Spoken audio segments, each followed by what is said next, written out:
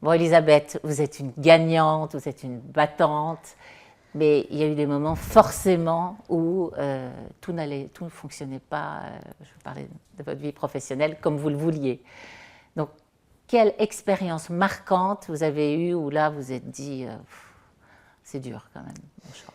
En fait, je suis devenue une battante parce que j'ai été confrontée à énormément de difficultés au cours de mon parcours. C'est-à-dire que moi, comme je n'ai travaillé que dans des environnements très masculins, par hasard, j'ai travaillé dans le bâtiment, j'ai travaillé dans les technologies, j'ai été magistrate, j'ai travaillé dans la politique et aujourd'hui je suis dans les fonds d'investissement. Ce ne sont que des domaines extrêmement masculins.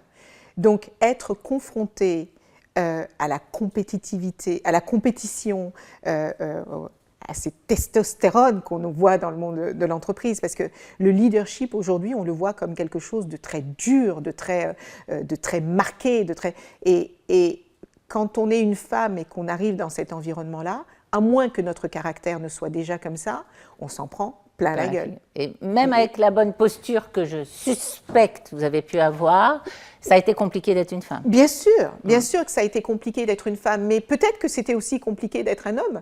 Mais moi, il se trouve que je suis une femme. Donc une femme avec ses qualités de femme, parce qu'on ne fonctionne pas de la même manière que les hommes. Moi, je veux bien, dans ces combats pour l'égalité entre les femmes et les hommes, mon combat, c'est pas de dire que les femmes sont comme les hommes.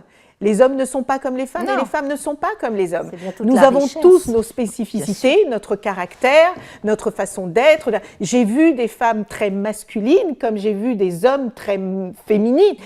Donc, en fait, pour moi, ce n'est pas une question de genre, c'est d'abord et avant tout une question de caractère. Et donc, j'ai eu des échecs dans ma vie professionnelle, j'ai eu des humiliations, je suis tombée 10 fois et à chaque fois, en fait, ce qui a fait que mon caractère s'est forgé, c'est parce que je me suis rendu compte qu'on n'était pas obligé de rester à terre.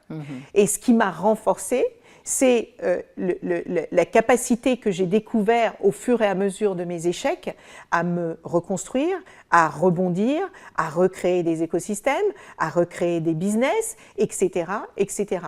Donc, je ne veux surtout pas que les gens qui nous regardent aujourd'hui se disent que la réussite peut sembler facile. Ma réussite n'est absolument pas facile. Mais ça, on se dit. Et à chaque fois qu'on m'a dit « Oh là là, t'as de la chance », j'ai dit « Mais la chance n'a rien à voir là-dedans. » Alors, peut-être qu'il y a un peu de chance, mais il y a surtout de l'intelligence, il y a du talent et il y a énormément de travail. Et j'ai rencontré un jour Fabien Galtier qui me disait « C'est pas une question de chance. Moi, j'ai réalisé que dans ma vie, plus je travaillais, plus j'avais de chance. » Oui, bien sûr. Et j'ai trouvé cette phrase très intéressante.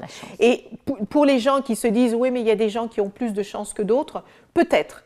Moi, je dirais plutôt qu'il y a des gens qui ont plus d'opportunités que d'autres. La question, c'est est-ce que vous savez saisir les opportunités qui s'offrent à vous où elles passent, ou bien pas. sûr. Le libre arbitre. Le libre arbitre. Et alors, au milieu de tout ça, Elisabeth, dans ces moments où c'est compliqué pour X raisons, est-ce que la foi est une chose importante pour vous? Oui. Oui? Oui. On peut en parler, comment elle se traduit? Oui. La foi occupe une place importante dans ma vie. La foi m'a permis de forger mes valeurs. Elle m'a donné de la force. Elle m'a donné de la résilience, elle m'a donné un regard différent sur ce qui se passe au quotidien.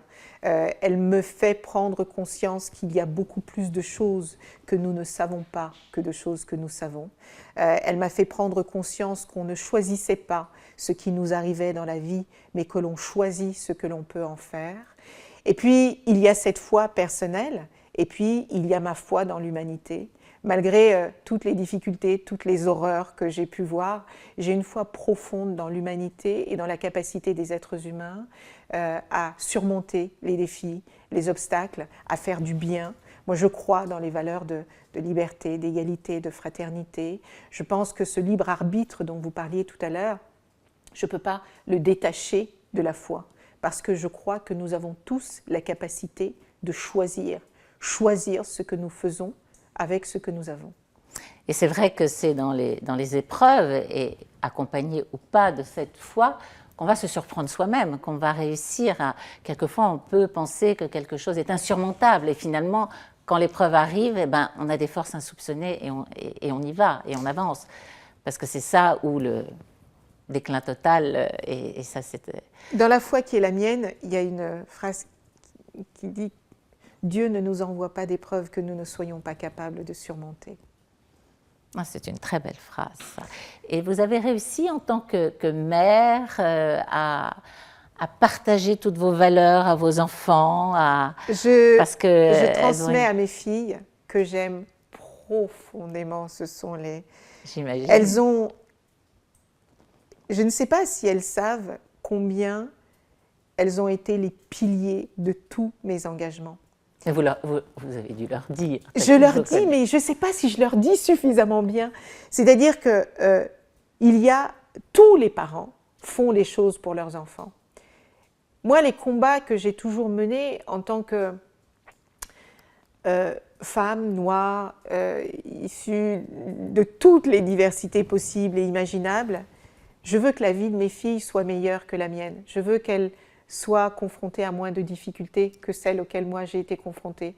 Donc elles sont la plus belle source de mon engagement et de mes inspirations. Quel magnifique message d'amour à l'égard de vos enfants, Elisabeth. On va refaire une courte pause et on arrive à la fin de notre émission où là vous allez pouvoir prodiguer des conseils à ceux qui nous écoutent. Merci.